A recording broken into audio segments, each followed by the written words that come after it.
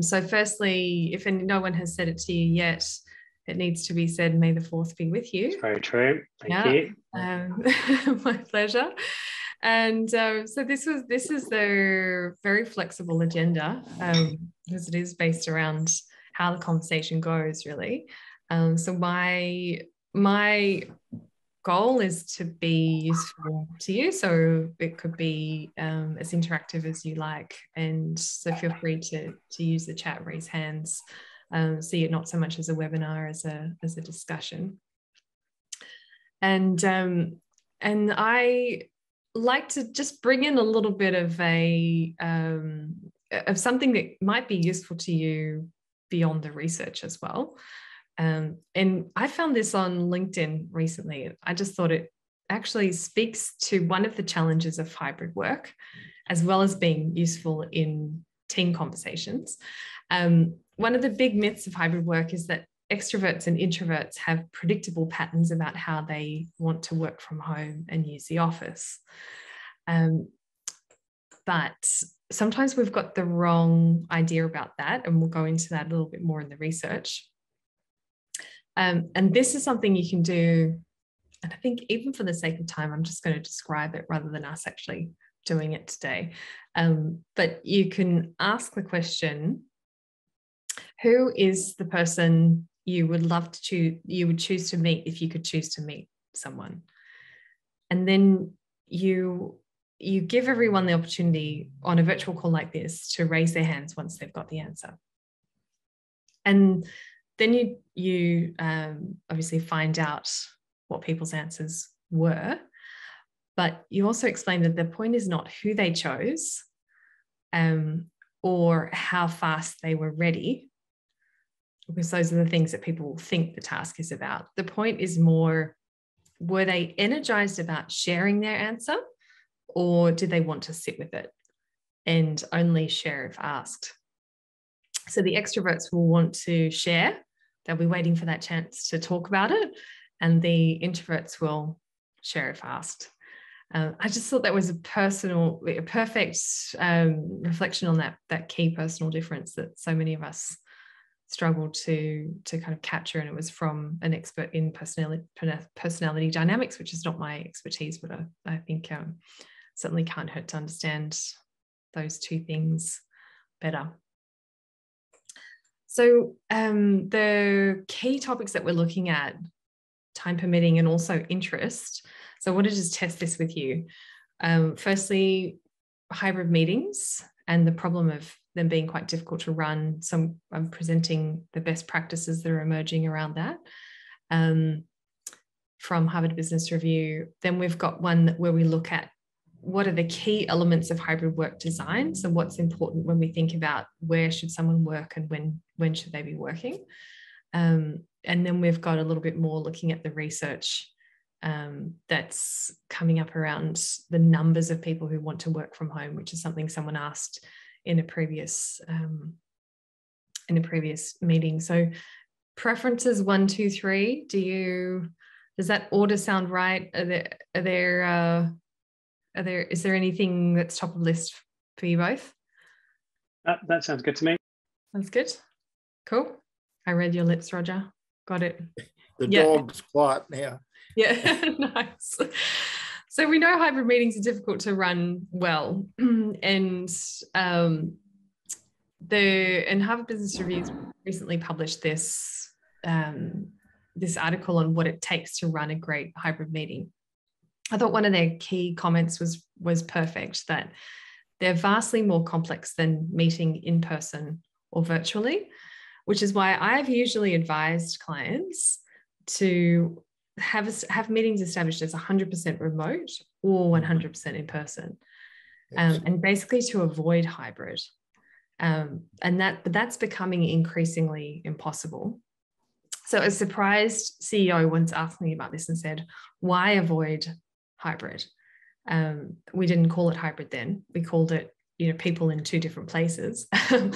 But it was because you'll all have there'll be two different sets of experiences when people are hybrid, but when they're either all on virtual or all in the same room, then there's no issues with fairness, there's no issues with the experience, and there's an increase in empathy for people for what everyone else is experiencing. So the adjustments are likely to be made so that people can enter into it. And so these best practices, I just want to say that is a bit of a misnomer. There is no best practice around this. Instead, there's leading practices, and that's because there isn't an accepted body of knowledge. This is an emerging body of knowledge. So it's not got to the point where we can say definitively, these are the best practices. This is very much still emerging. And another important observation really is that this mix, like I was just mentioning, I think we can't avoid it now, that there is going to be such, it used to be that you would perhaps look at, you'd have 1 or 2 days where someone was out of the office, but now there's so many days out of the office. And I do think that teams need to get together and actually plan these meetings and when they happen, and potentially still try to avoid as many hybrid meetings as possible, but they are increasingly inevitable. And so what are they? Firstly, upping the audio game. So that audio is often overlooked in favor of visuals. So I see this with clients that don't have enough of the right technology in their rooms, in their meeting rooms. And you experience it when you're on a video call and the sound drops out, or someone's on mute. Explore a technology boost. And in fact, a lot of these points are quite technology oriented. So that's trying the different types of meeting rooms, for example, in MS Teams. And there's some exciting things available through BlueJeans that are coming through. The technology is adapting for hybrid. So, exploring what's available for that. Considering video from the remote participant perspective. Now, I think this one's really key. So that's, for example, saying, if people can't participate, is it because they can't see faces or the agenda or shared content? But what it actually also means is getting quite clever with cameras. And so potentially setting up additional cameras so that, like right now, we're all virtual. So we're all on the same screen. We're all having the same experience. Every face is the same size. Everyone has equal capacity to have input. But sometimes you need a camera actually on the work, or a camera on the faces of the people who are leading the meeting or facilitating those, so that they can also have their laptop dedicated to something else. So obviously the setup is going to be completely different for each meeting room, but additional cameras is essentially what this point's about. Then making remote participants full size. Now, when I first saw this, I don't know if you were around when they were making life-size human robots that would turn up to meetings and literally were controlled from home, and that person could have a robot avatar in the office that actually sat at the meeting for them. I don't think that really took off. And some people, I think, will kind of laugh at this concept that you would have, like the cardboard cutout version of a human being sitting at a meeting. But I think there is something to be said for managing the size of real estate that person is given in the meeting room. So again, virtually we've all got the same experience, but if you're virtual and they're in person, they're full size and you're tiny, then that equates to potentially having less voice in the conversation, which I think is a powerful and important point. Then it's testing in advance. So we always know it's important to turn up 10 to 15 minutes early. Nothing's changed. In fact, it's got even more important. Designing meetings for all attendees, which I think really goes back to that same point as number 3. So what is the remote participant experience like, and how can everyone participate? So if one person's remote, we're all remote.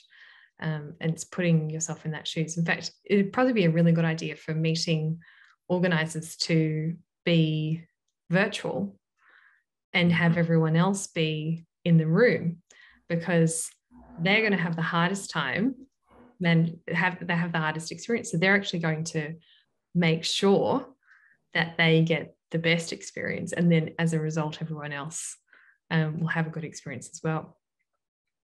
Just a thought. But that goes to providing strong facilitation.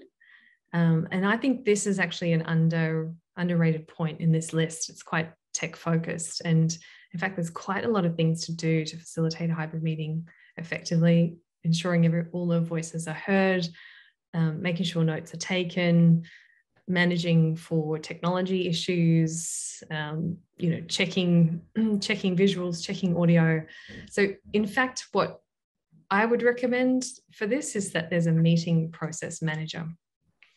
And where I've seen organizations do this only occasionally, it is so powerful for creating a strong meeting experience. That means that it's a valuable, worth my time, I'm glad I turned up, doesn't add to my stress. In fact, adds to my sense of satisfaction and achievement throughout the day. So it's a good way to respect attendees, to manage a meeting well, and having a meeting process manager is the best way to do it. And then you've got your literally give each person an avatar, so the cardboard cutout version of them, which I don't think has really taken off, but I love that that's on the Harvard Business Review best practice list. And so implications for us: actively experimenting, I believe, is really key. It's always been critical in flexible work to take a dynamic approach, to not see it as one fixed thing that we're going to get right. And then for the next 2 years, we're never going to have to look at it again. In fact, because human behavior is dynamic and the conditions of work are changing constantly, and even the outcomes that we need to work towards are constantly changing, there is a need to actively experiment, see what's working, adjust, come back in 3 months' time, review, are meetings still working for us? What can we improve? How can we change that? And then, this is the motto that I've always worked with my remote team. So I currently have someone who works for me and has been working for me for 2 years. And we have never been in the same room together. And Wow. I've always had remote teams where there's a degree of remoteness or flexibility.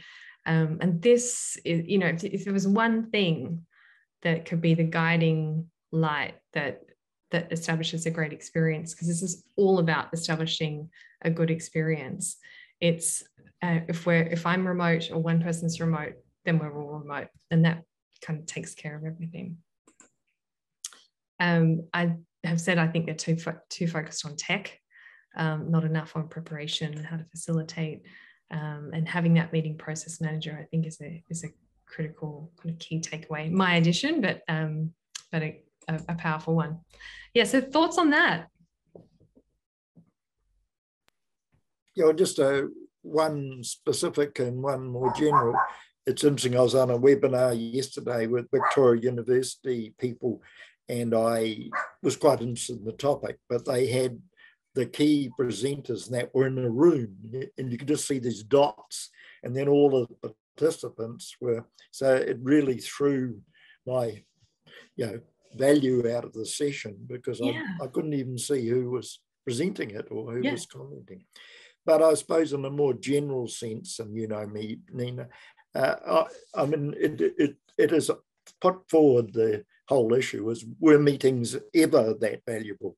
So I think there's an underlying issue that you raise in these questions that, we haven't had, in all my time involved in meetings, ever had these sort of thoughts coming through. We run bad meetings. We don't understand why we have a meeting as regard to other forms of communication. It does highlight, and hopefully we might learn, as we have from a lot of things, how to run meetings a bit more effectively. Yeah, that's a good point. There's research that before the pandemic, 71% of managers felt that meetings most meetings are unproductive. Waste of time, yeah. And that's a huge number. And they're managers who are probably calling a lot of those meetings. So I thought that was an interesting stat. Yeah. I think it's building on that. It's even got worse, isn't it? Because the PwC report on hybrid working referenced meetings by saying that it's, whereas before you'd call a meeting and the individual usually had to be in the office to do it. That doesn't happen anymore. So it's now just you have to click their name and they're invited and they theoretically have to turn up. So people are being drawn into more meetings than they were before. So meetings might be slightly shorter, but you've just got this huge fatigue by spending all day on Zoom. Yeah, it's absolutely got to the point of really contributing to burnout and a serious well-being issue, which is solvable, as you and I were talking about, Ian, that there's, it's really getting in there and understanding what is going on. Why are these meetings proliferating? And someone wants information to go somewhere, some kind of information or some kind of communication or something to change. So that's the lens of the meeting diagnostic that we've got, is that there's five purposes for meetings, and if we can understand what those purposes are and we can actually achieve that purpose well rather than badly, then we can cut out some ineffective meetings and stick with the ones that are actually working. Yeah, and I think there's just one other point I had here was on headphones and kind of around that audio. There is when you've got two people on a call and they're both using headphones, i.e. they're hearing in one bit and talking into a microphone. So they're not talking to a microphone and the things coming through, the audio is coming through the speakers. You can have much more of a semblance of a normal conversation than you can do when you're. What was that? When you're kind of talking, not you're talking over each other. It's just there's a slight delay and it's difficult to hear. And I'm wondering whether that is something from hybrid meetings as well, whereby if everybody was using headphones, I don't know how that's possible, but if everyone's using earphones or earbuds or something like that, then there might be a better discussion to be had than everybody trying to overtalk the audio and the mics having to pick up on it. Yeah, it does. I think that can be true for some settings. In others, I've seen headphones be a hindrance because the person's tech, their settings are not established. Right, yeah. And so I think there is a need to solve all of these problems. Like, it's what we're saying is really, these are practical issues that get in the way of the work and get in the way of being able to achieve. And often people don't have time to slow down, solve those practical problems, and then be able to get on and smoothly do the work. So I was listening to a guy called Owen Eastwood this morning, who's an elite, you could say leadership coach, or essentially he goes into organizations like NATO, for example. So a Kiwi guy based in London. So kind of connects your two worlds, Roger and Ian. And he goes in and he looks at what's happening in the culture and then helps to problem solve that. And he says he works from the basis that 70% of the way we operate is shaped by our environment. And he said that's just the way he sees the world. So he's not saying this is a scientific or a social science kind of statistic, but when we make that assumption, then we're going to establish the conditions for success. We see how essential it is that we have the conditions that can set us up for success. So I couldn't agree with him more because of the work that we do. But I thought it was a powerful point that that's how he gets this elite performance, is that he goes in and firstly looks at, well, what are the conditions that people are playing within here? How well are those conditions set up to get what we need? Yeah, it's a good point. Because the other interesting factor is those of us who've been working in this space for decades, the reason why employers didn't ever want this to happen was because the technology wouldn't work. So I think we've proven that wrong, that people have handled the technology, but in the meeting situation, we don't want employers and people to say, oh, it doesn't work because the meetings don't work. I mean, the fact meetings never work is not something that they spend much time on. But I think it's important that we find ways to solve this blip, because it is a smaller technical thing. Roger, they talk about creativity thinking outside of the box, but actually creativity needs the box in order to force people to innovate. Yeah. And it's fascinating when you get to a situation like this where they say, well, there is no option here, you have to do this. People get over it and work it out. Yeah, that's such a good point. I heard an interior designer say that yesterday. She was talking about her business, and she said that, these are people I tend to work with. And she said, I've only ever had one client that didn't give me a brief. They gave me an unlimited budget and they didn't give me a brief, and I could have done whatever I wanted. She said it was the worst job she'd had, and she's not going to do that again. Because you need the constraints. You need, there's too many possibilities is bamboozling. It's overwhelming. Yeah. The other sort of issue that hit me as we were talking was the notion that everyone gets invited to a meeting, and it's not, years ago, it was probably at the time when emails started taking off. IBM had a big issue around this because people would just, who needs to come to this meeting? And they'd just stick another name in the address. So I'll go back and try and find it. But they came up with some really interesting observations that people were being invited when they never needed to be there. But it was just so easy just to put another name on the copy or email. That's it. There was another thing called the $1 million email, where it was an email that was written by someone very senior. It was such a poorly written email, and at the bottom it said, please forward to your teams. So everyone had to, and it just cascaded throughout the whole organization. Everyone had to read it 2 or 3 times to work out what it was. And the cost of time to the organization of reading that email throughout it ended up costing $1 million. Oh my gosh, that's the kind of thing that we're costing up with Link, the process that I was telling you about. Is like, what exactly is the cost of these wasted meetings, essentially? And it's very powerful. Then everyone suddenly the jaw drops and they realize just how much of a waste of time it is. So, hey, in the 2 minutes left, because it literally is 2 minutes, I'm using the Zoom meeting as a constraint so that we don't go too far overboard. I don't know whether you've seen me flicking through the slides, but I am going to call us to a close. But which of these cards, so pictures tell 1,000 words, which one captures your biggest takeaway or biggest insight from the conversation today?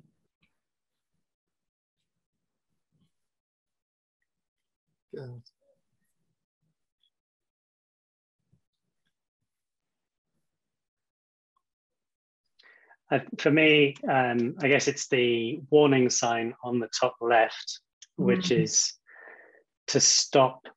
Proceed with caution. Just doing, exactly. Proceed with caution. Stop doing things just because they're available to you. Think about why you're doing it. Nice. Very clear. Yeah, I'd buy that. Very awesome. So. Yeah.